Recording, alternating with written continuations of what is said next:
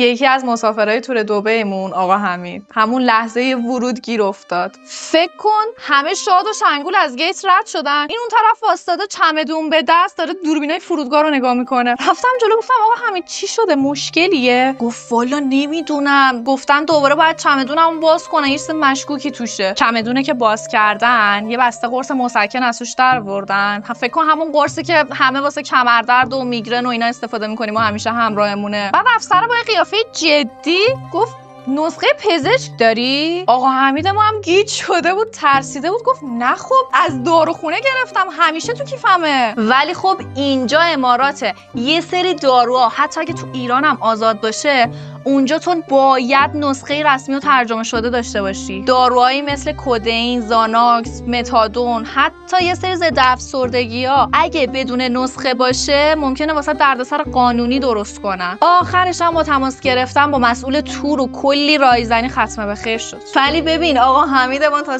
3 روز دیگه دارو نمیخوردش، یعنی اصلا جرئت نمیکرد، میترسید بره سمت کیفش. برای همینه که همیشه به مسافرا میگیم تو بعضی کشورها داروی معمولی میتونه جرم غیر عادی باشه. پس قبل سفر فقط لباساتو جمع نکن، نسخه‌هات هم همراهت باشه.